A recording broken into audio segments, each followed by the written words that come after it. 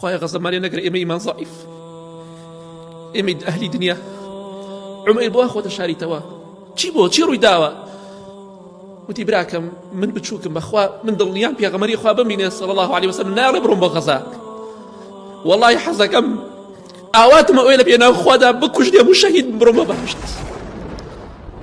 بەڵێ کاتێک کە غەزای بەدر هاتە پێشەوە، ئەمانە قدوەی ئێمەن ڕەزای خوای نەبێ، ئەمانە مامۆستا و پێشەوای ئێمەن، چاویان لێ بکەن. غەزای بەدر هاتە پێشەوە، بزانین دوو برا لەو غەزا بەشداری دەکەن، بەڵام بزانین چۆن بەشداری دەکەن. یەکێکیان ئیمامی سعدی کوڕی ئەبوو وەقاص ڕەزای خوای لێ بێ، یەکێک لە دەنەفەری کە مزگەنی بەهەشتی پێدراوە، براکەشی ناوی عومەیرە. بەڵام عومەیر کێیە؟ عومەیر گەنجێکە تازە پێ ئەگا، عمری 16 ساڵە. لە عمری ئەو گەنجانەدایە کە ئێستا لە گازین و کافتریاکان ئەبیان بینیت، ڕۆژانە و شەوانە دەیان بینیت. لە عمری ئەو گەنجانەدا بوو کە دیسکۆن و حەفریان کردووە. لە عمری ئەو گەنجانەدا بوون کە جگەرە دەخۆن و نێرگەلە دەخۆن. لە عمری ئەو گەنجانەدا بوون کە خەریکی پەیوەندی و دڵداری و عەشقایەتین، بەڵام حەدیان نەبێ ئەوانە کە وەکو ئەم بن. چاوێن نەبکەن گەنجەکان کاتێک کە ئەمانە دەبیستن شەرمەزاری بتانگرێ، بە خۆتانە بچنەوە. گەنجێکی ئیماندار بەم جۆرەیە، منیش ئەوە حاڵەکەم.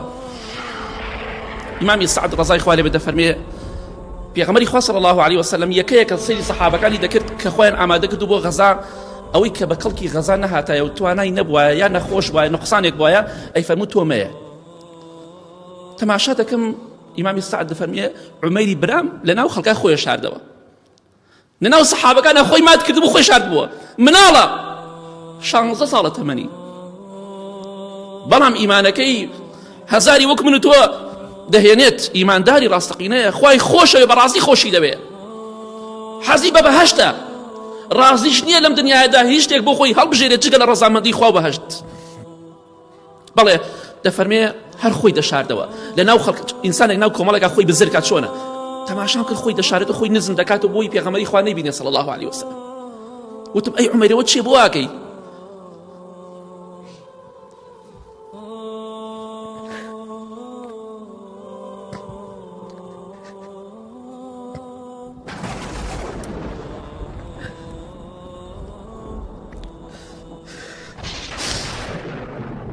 خواهی غەزەمانی نەگرێ ئێمە ئیمان زەعیف، ئێمە ئەهلی دنیا. عومەیر بۆ خۆتە شاریتەوە، چی بۆ چی ڕووی داوە؟ وتی براکەم من بچووکم بەخوا من دڵنیام پێغەمبەری خوا بمبینێ صلی الله علیه وسلم ناڵێ بڕۆم بۆ غەزا، وەڵڵاهی حەزەکەم ئاواتمە ئەوێ لە پێناو خوادا بکوژدێم و شەهید بڕۆم بە بەهەشت.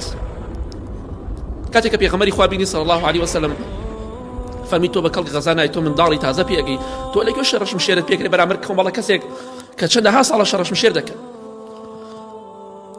ئیمامی عومەیر ڕەزای خوا لێ بێ ئەم گەنجە منداڵە تازە پێگەیشتووە، فەرمی ئەی پێغەمبەری خوا صلی الله علیه وسلم تو خوابانە ڕۆم بە ماڵ، حەزەکەم لە پێناو خوا بکوژرێم، تو خوا لەو خێر و بەرەکەتە مەحرومم مەکە.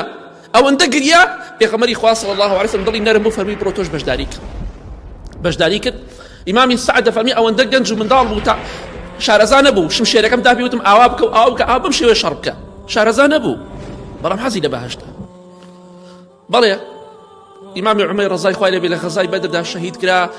زانایان دەفەرمون بچووکترین شەهیدی غەزای بەدر کێ بوو؟ ئیمامی عومەیر بوو، ئەو گەنجە 16 ساڵە بوو.